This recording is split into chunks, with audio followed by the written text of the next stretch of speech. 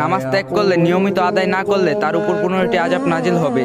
দুনিয়াতে 6টি, মৃত্যুর সময় 3টি, কবরের মধ্যে 3টি, হাসরের মাঠে 3টি। দুনিয়াতে 6টি আযাব হলো: 1. বেনামাজির হায়াত কমে যাবে। 2. বেনামাজির বরকত হবে না। 3. বেনামাজির চেহারা সৌন্দর্য থাকবে না। 4. বেনামাজির কোনো দোয়া কবুল হবে না। 5. বেনামাজি সব নেকি বরবাদ হয়ে যাবে। 6. বেনামাজির নিকট হতে সব রহমতের ফেরেশতা চলে যাবে এবং একসময় ইসলাম হতে খারিজ হয়ে যাবে। আর মৃত্যুর সময় 3টি আযাব হলো: 1. বেনামাজিকে মৃত্যুর সময় অপমানিত, লাঞ্ছিত ও সিদ্ধাত আকৃষ্ট দিয়ে জান বের করা হবে।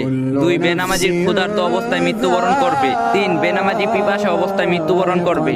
আর কবরের মধ্যে 3টি আযাব হলো: 1. বেনামাজির কবর চেপে আসতে থাকবে এবং তাকে পিষতে থাকবে, এতে তার এক পাজরের হাড় আরেক পাজরের সাথে মিশে যাবে। 2. বেনামাজির কবরে দাউ দাউ করে আগুন জ্বলবে। সর্বশেষ হলো বেনামাজির কবরে বিরাট বিরাট সাপ এসে ভরে যাবে এবং এক ফেরেশতা এসে জোরে জোরে গুর্জ মারতে থাকবে। হাসরের মাঠে 3টি আযাব হলো: 1. বেনামাজিকে আল্লাহ পাক গজবের সাথে ডাকবেন এবং বিরাট এক সাপ এসে তার খোঁজ করতে থাকবে। 2. বেনামাজি 30,000 বছর পুলসিরাতের রাস্তায় হীরার চেয়ে ধারালো, চুলের চেয়ে চিকুন, অমাবস্যার রাতের চেয়ে অন্ধকার হবে। বেনামাজি যখন সেই পুলের উপর পা রাখবে, সঙ্গে সঙ্গে পা কেটে টুকরো টুকরো হয়ে যাবে। 3. আল্লাহ বেনামাজির জন্য ওয়াইল নামক দোজখ ঠিক করে রেখেছেন।